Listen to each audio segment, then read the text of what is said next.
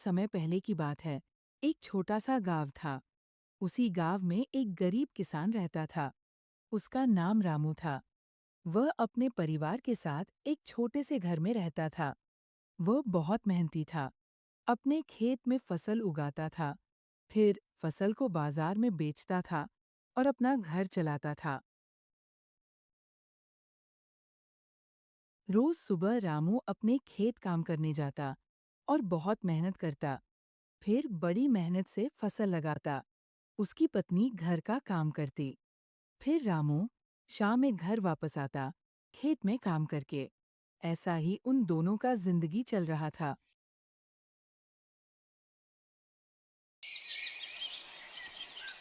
दोनों सुबह को अपने खेत में जाते हैं, फिर अपने खेत को देखकर खुश होते हैं। इस बार तो बहुत अच्छा फसल हुआ है। ठीक कहते हो आप। इस फसल को बेच के बहुत अच्छा पैसा मिलेगा। हम लोग का परेशानी दूर हो जाएगा इस बार, ऐसा लग रहा है मुझे। आप क्या बोलते हो? इसको बेच के बहुत पैसा मिलेगा और हम लोग बहुत दिनों का राशन भी ले सकते हैं। ऐसा हमको लग रहा है। ठीक कहते हो आप। हम लोग कुछ पैसे भी सेविंग कर सकते हैं।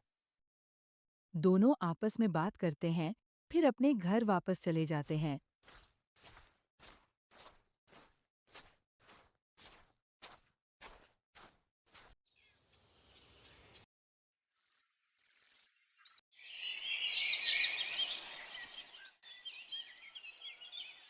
एक दिन खेत से वापस आने के बाद सुनते हो जी, हम लोग बर्बाद हो गए। आप क्यों चिल्ला रहे हो? आज तो गजब ही हो गया। हम लोग लूट गए। आप ये क्या बोल रहे हो? मेरे तो समझ में नहीं आ रहा है। पता है, जैसे ही मैं अपने खेत गया तो देखा सारा फसल चोरों ने चुरा लिया था। हे भगवान, ये क्या हो गया? घर में राशन भी थोड़ा सा है और ये घटना हो गया। फसल भी इतना अच्छा हुआ था। एक भी फसल नहीं छोड़ा उन चोरों ने। मैं आज खाली हाथ वापस आया हूं। हम लोग लूट गए, बर्बाद हो गए। हम लोग फसल बेच के अच्छा पैसा बना सकते थे। हे भगवान, हमारा परीक्षा क्यों ले रहे हो आप? अब क्या करें? आप ही हमें रास्ता दिखाओ। कोई बात नहीं, आप ज्यादा टेंशन मत लो। हम लोग और मेहनत करेंगे और जल्दी होने वाला फसल लगाएं।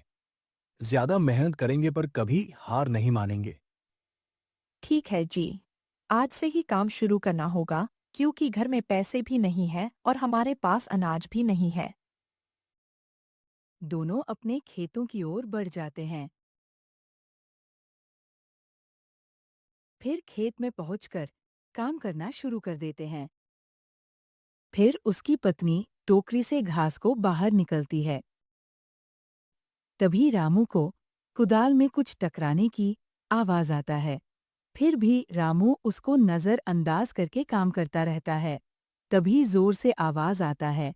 फिर वहां से एक मटका निकलता है। जल्दी आओ मेरे पास। पत, पता नहीं कहां से आया, समझ में नहीं आ रहा है। हमारे खेत में कहाँ से आया? पहले तो नहीं था ये। जरूर इसे कोई छुपा के गया होगा। देखो जी, कुछ होगा तो उसमें।